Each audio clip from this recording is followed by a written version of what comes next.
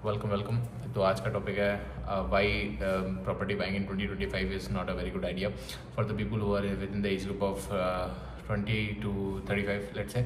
और उसके ऊपर के भी हैं आप, तो आपको जो है ना, अगर आप रैशनल थिंकिंग है, open to new thoughts, opinions of younger generation है, तो ये आपको भी समझ में आएगा। तो लेट्स बिगिन, शुरू करते हैं। तो सबसे पहला और सबसे बड़ा इशू जो आज की डेट में है, अगर अपना घर का ले लेते हो, तो मैं हमेशा से बोलता हूँ आज़ादी नहीं कॉम्प्रोमाइज़ करनी। तो इससे पहले मैंने ऐसी चीज़ बोली कि जब आपके पास इतना पैसा हो जाए ना कि आप 2 से 3 घर ले सकते हो आराम से, तो आप ले लेना एक घर। लेकिन अभी मैं कह रहा हूँ कि अभी एट द एज ऑफ 25, मैंने देखे हैं लोग 27-28 ईयर्स के एज में घर ले लेते हैं। देखो, ये पूरा सिस्टम कोई सिखाएगा नहीं आपको, बिकॉज सिस्टम चाहता है तुम गुलाम बन के चले हो, तुम कुछ नई चीज़ ना कर पाओ। तो क्या है ना कि जैसे मान लो तुम 27-28 साल के बच्चों ने जो है ना, कुछ तो होते हैं, जैसे कुछ शार्प ब्रेन होते हैं, उनको बहुत ही अच्छी डील्स दिख जाती हैं, तो that is a different case. But majority of the population की मैं बात कर रहा हूँ। अगर आपके पास बहुत अच्छा आइडिया है तो आप अलग हो, but majority of the population के लिए मैं ये चीज़ बोल दे रहा हूँ कि it is not a very good idea as of now. उसका रीज़न क्या है ना, आप अगर लोन पे ले रहे हो, पहली चीज़, अगर आप ईएमआई पे ले रहे हो, आपके लिए घर खरीदना सही नहीं है। और 90% लोग अगर लोन ना लेना, तो इतने महंगी महंगी प्रॉपर्टीज़ बिक ना पाएँ, बिल्डर्स को इतना प्रॉफिट नहीं होगा। तो बिल्डर्स, बैंक्स, पॉलिटिशियंस, जजेस, सब इंटरलिंक्ड है, सब इंटरलिंक्ड है। और ये चीज़ अगर जिसने जितनी जल्दी समझ ली, उसके लिए उतना बेटर है। तो क्या है ना, आप ईएमआई में फंस जाओगे। फिर वही चीज़ है, 27 से 30-40 साल की आपकी जब उम्र चलेगी, तो अब क्या, फिर नए आइडियाज़, आप फिर गुलाम बन के रह गए ना ज़िंदगी भर। फिर बैंक के लिए ही तो काम करोगे, और क्या। नहीं तो आपको हर समय डर रहेगा, यार ईएमआई देनी, ईएमआई नहीं गई तो घर भी गया और नौकरी भी गई, और फिर कहीं के बचेंगे भी नहीं। आप नई चीज़ जगह घूम नहीं पाओगे, घूमोगे तो जिस लेवल पे आप घूम सकते थे उस लेवल पे नहीं घूमोगे, या आप, है ना। तो ये सारी चीज़ है। तो इसलिए ये वन ऑफ द रीज़न। और दूसरा बड़ा रीज़न है कि अभी आपने अगर ट्रैवल नहीं किया है, इंडिया में किस जगह सेटल होना है आपको कैसे पता? आपको कैसे पता कि आपको कहाँ सेटल होना है? आपको हो सकता है बीच के पास सेटल होना हो, आपको हो सकता है पोर्चुगल में सेटल होना हो, आपको यूरोप में सेटल होना हो, यूएस में सेटल होना हो, आपको नहीं पता। आप अगर बैचलर हो तब क्या, तब किस, तब क्यों ले रहे भाई घर? तुम्हें नहीं पता कि तुम्हारी वाइफ जर्मनी की होगी, ऑस्ट्रेलिया की होगी, अफ्रीका की होगी, किधर की होगी। अगर तुम शादी करोगे तो क्या पता तुम शादी ही ना करो, शादी नहीं करोगे तो इतना झमेला पालने की ज़रूरत ही क्या है? ये तो टेंशन है बिल्कुल। और मैं बताता हूँ क्या दिक्कत है घर खरीदने में इतनी जल्दी। घर खरीदने से जो है ना, तुम अपना पड़ोसी नहीं बदल सकते। जैसे मैंने हमेशा बोला है कि छोटी सोच और छोटी सोच के लोग। अब तुम बोलोगे भाई कि मैं जो है ना बड़े बड़े बिल्डर्स के घर ले लूँगा, वहाँ सिर्फ करोड़पति लोग रहते हैं। ऐसा ज़रूरी नहीं है कि हर जगह। हाँ, सोसाइटी मैटर करती है, फ्लैट सिस्टम कुछ हद तक सही भी है रहने के लिए, बट मुझे अभी भी लगता है कि आपके पास प्रेफरेंस होनी चाहिए। आप कुछ समय यहाँ रह लो, कुछ समय इंडिया के जितने भी बड़े शहर हैं आप रहो, उसमें 1-2 साल रहो, उसमें देखो उसको कैसे चल रहा है। और अगर परमानेंसी आ गई आपकी लाइफ में कि आपने घर ले लिया, अब आप नहीं छोड़ सकते अपनी जॉब, कुछ नया ट्राई नहीं कर सकते, आप फिक्स हो गए। मतलब सोसाइटी यही चाहती है, पॉलिटिशियंस यही चाहते हैं, और जो बिल्डर लॉबी के लोग हैं ना, बहुत सारे लोग हैं यूट्यूब पे जो प्रमोट करते रहते हैं, बहुत बड़े बड़े लोग हैं, डायरेक्टली इनडायरेक्टली सारी चीज़ें बोलते रहते हैं।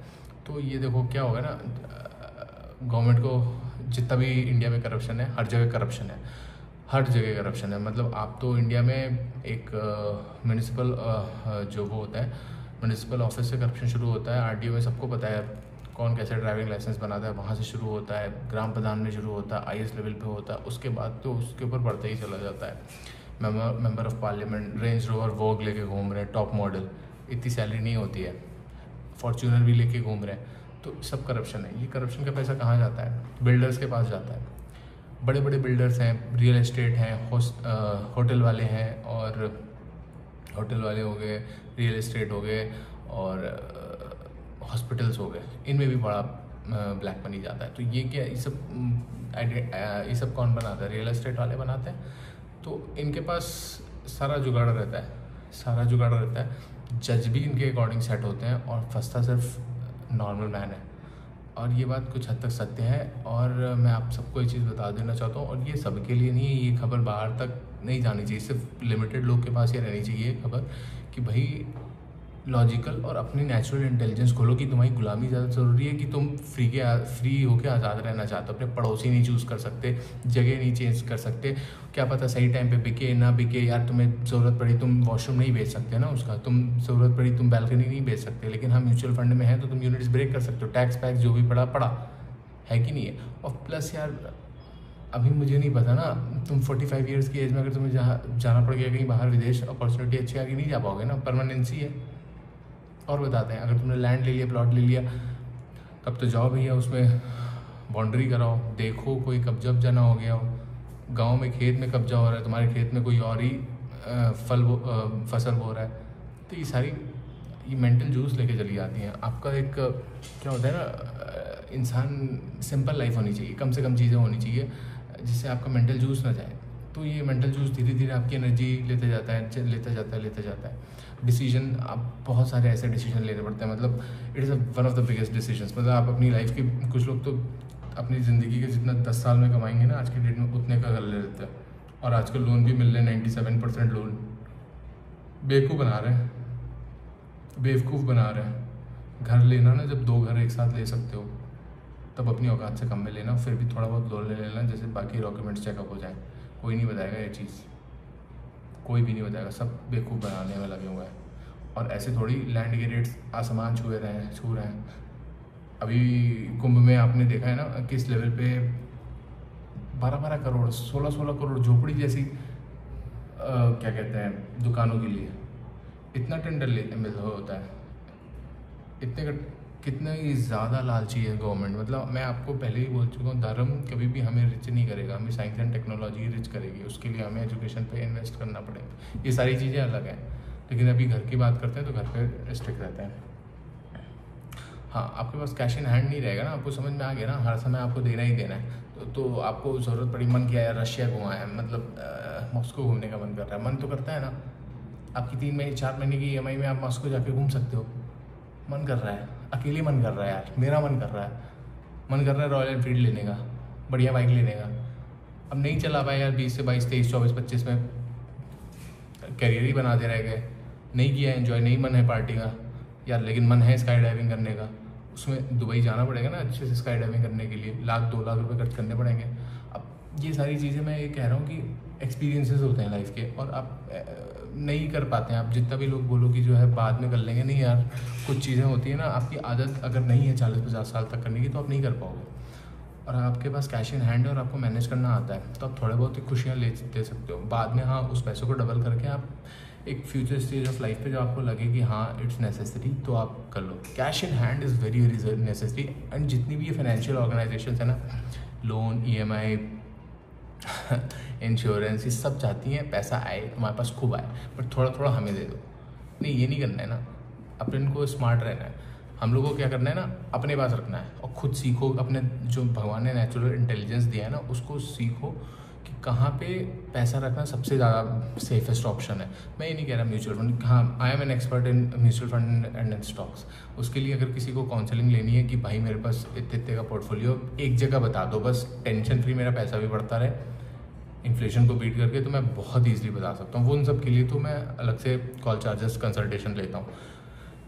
अभी भी मेरे कई सारे लोग हैं, मेरे कलीग्स हैं, फ्रेंड्स भी हैं, जो ये सारी चीज़ें अवेल करते हैं। खैर दूसरा टॉपिक है, रोटी कपड़ा मकान। अब तो ज़माना चेंज हो गया है ना, अब रोटी भी है सबके पास ऑलमोस्ट, कपड़े भी हैं, मकान क्या ज़रूरी है, रेंट पे नहीं रह सकते कुछ दिन। बड़े बड़े कुछ पॉलिटिशियंस भी मैं जानता हूँ जो इस समय रेंट पे ही रहते हैं, बट वो लोग रेंट पे नहीं लेते, वो लोग थोड़ा लीज वीज ले लेते हैं लंबा, उनके पास मोटा पैसा होता है ना, तो बढ़िया से रेंट पे रहो ना, क्या दिक्कत है। हाँ, कैश इन हैंड रखो कि मान लो अब कुछ लोग बोलोगे कि भाई हम बच्चों के लिए मर गए तो बताता हूँ उसका मर गए तो अगर लेट से आप जेन्युइनली लगता है कि यार, मैंने कभी ये नहीं बोला कि सेविंग ना करो, मैंने बोला आपकी जितनी भी EMI है ना, एवरेज आपके कलीग्स वगैरह EMI दे रहे हैं, आप इतना पैसा अलग करते रहो। उनका तो पहला पैसा जा रहा है, उनका रियल एस्टेट जितने से अप्रिशिएट होगा ना, उसके डबल रेट से अप्रिशिएट करो। ये आप कैसे कर सकते हो, अपनी फाइनेंशियल नॉलेज स्किल्स को इम्प्रूव करके। हाँ, स्टॉक मार्केट ही एक ज़रिया है जिसमें आप बहुत तेज़ी से पैसा कर सकते हो। मैं ये नहीं कर रहा कि आप जो है ना गैम्बलिंग करो या फ्यूचर्स एंड ऑप्शंस करो, ऐसा कुछ नहीं। नॉर्मली भी आप उनको ईजिली बीट कर सकते हो, जब मन होगा ले लो अपने मन से। और हाँ, इतना पैसा हैंड इन रखो कि यार आज गोवा में रहने का मन है, आज इस महीने जो है ना, इस महीने मतलब जैसे मान लो तुम्हारे पास ऑफिस में कोई काम नहीं है और तुम वर्क फ्रॉम होम कर सकते हो, या मतलब तुम्हारा बिजनेस है बट तुम बिजनेस किसी को दे चुके हो, गोवा में रहने का मन है, चले जाओ गोवा, चले जाओ श्रीलंका। विदेशी ऐसे थोड़े रहते हैं, हम लोग की तरफ थोड़ी घूमने जाते हैं कि दिल्ली से उठाए गाड़ी और 5 दिन के लिए गए रहे मनाली और फिर वापस आ गए। ऐसे नहीं कोई जाता है। ढंग के लोग जाते हैं तो महीना भर रहते हैं, फिर महीना भर रहते हैं, फिर उनको पैसों की टेंशन नहीं होती है। उनकी तो खैर सोशल सिक्योरिटी यूरोपियंस की इतनी अच्छी होती है कि फिर वो वापस जा सकते हैं। बट हम हमारी सरकार इतनी अच्छी नहीं है, तो हम अपना खुद तो बैकअप लेके चलें। सरकार लूट रही है, और कोई भी सरकार आ जाए, कोई भी पार्टी, मैं पार्टी का नाम लेना नहीं चाहता, politicians and priest control the whole world. ये मेरी बात लिख लो और इस चीज़ को समझ लो। इस वीडियो को भी ज़्यादा शेयर करने की ज़रूरत नहीं है, और क्योंकि ये रियलिटी है। और कोई मतलब जो इतने भी ऊपर के लोग हैं ना, क्रीमी लोग, वो तो चाहते ही हैं तुम भेड़ बकरी की तरह काम करते रहो, ईएमआई भरते रहो, हमारा ब्लैक मनी वाइट मनी होता रहे। यही सच्चाई है, यही सच्चाई है।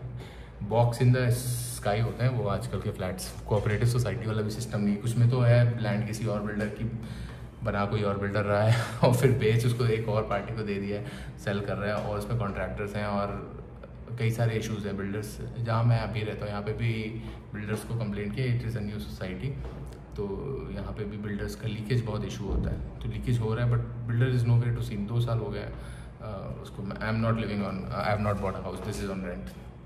एंड अपार्ट फ्रॉम डैट, हाँ, अगर आपका खुद का घर है फैमिली का, तब तो कोई टेंशन ही नहीं है। अगर मान लो आपको पता है कि आपके पेरेंट्स, आपके फादर दे दिए आपको घर, मिल गया आपको घर, यूर सो लकी, ना लो। भले ही वो जो है ना गोरखपुर में हो, भले ही वो पटना में हो, मत लो अभी, टेंशन नहीं है। ज़्यादा क्या होगा, पैसे नहीं होंगे, चले जाना भी रहना है। बिल्कुल ऐसा तो कभी कंडीशन आएगी ही नहीं कि तुम्हारे पास रहने के लिए, मतलब अपना, तुम्हारा दिमाग इतना तेज़ है ना, वो अपनी बेसिक नीड्स जो तुम्हारे फिक्स्ड कॉस्ट है ना, कभी तुम नोटिस करना, तुम हमेशा उसको तो कवर कर ही ले जाओगे। तुम्हारे अंदर इतना टैलेंट है, हर किसी में इतना टैलेंट होता है। अनलेस एंड अनटिल तुम बहुत ही बड़े गधे हो, तुम बिल्कुल ही मैनेज नहीं कर पाते हो अपनी फाइनेंसेस।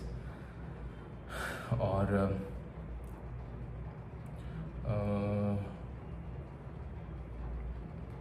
हाँ, दूसरी चीज़ क्या है, हाँ मैंने बोला था कि अगर कुछ लोग बोलते हैं अनहोनी हो जाए, मर जाए, तो यार इतना पैसा रखो कि मान लो अगर तुम्हें वाइफ को लगे कि यार अब हमारे पास घर भी नहीं था, हमें रेंट भी देना है और शी इज़ नॉट वर्किंग, तो उस केस में मैं मान सकता हूँ कुछ हद तक है। बट मीनवाइल अपनी वाइफ को भी इतना ट्रेन करो कि थोड़ी बहुत तुम्हारे साथ रह के फाइनेंशियली स्ट्रॉन्ग हो जाए। फिर हाँ, वो बचे हुए पैसे से डेफिनेटली वो घर ले सकती है, अपने बच्चों को बच्चों को जो है पढ़ाई में लगा सकती है, ठीक है।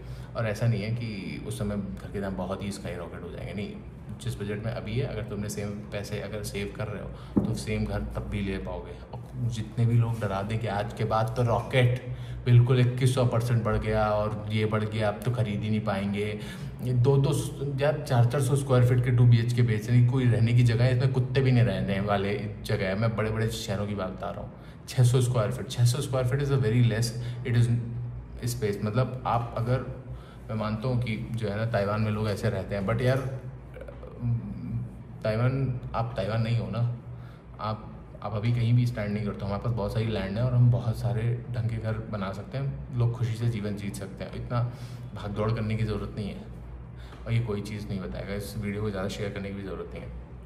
आप तक पहुँच गई, यू लकी इनफ। और हाँ, अपने पास पैसे रखो, पैसे को मैनेज करना सीख लो, बस चिल रहो, कुछ नहीं करना है तुम्हें।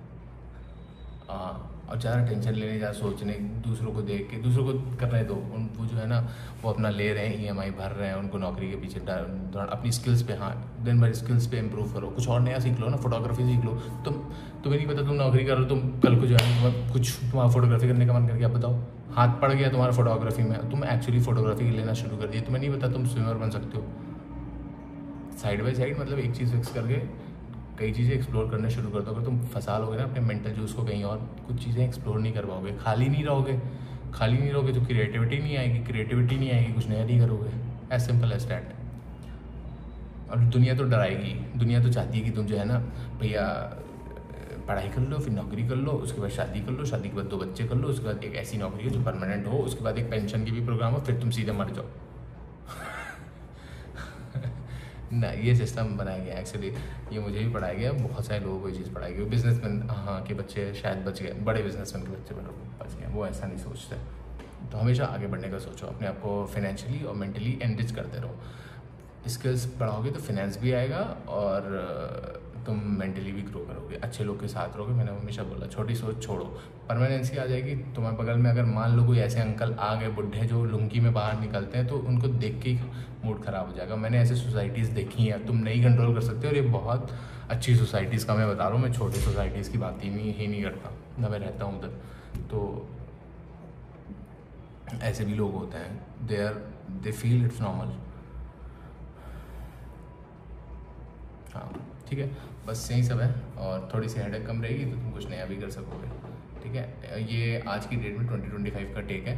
तो होपफुली जो हमारी नई जनरेशन है वो थोड़ा रैशनल है, वो थोड़ी लॉजिकल है, वो हर चीज़ को नाप तोल के देखती है। तो अच्छी जगह रहो, मज़े में रहो। और ये सबके लिए नहीं है, कुछ ना कुछ तो कोई ना कोई तो होना चाहिए ना खरीदने वाला, जिससे हम आराम से मौज से रेंट पे लेके रह सकें। ठीक है, don't take tension. Bye bye, meet you next time.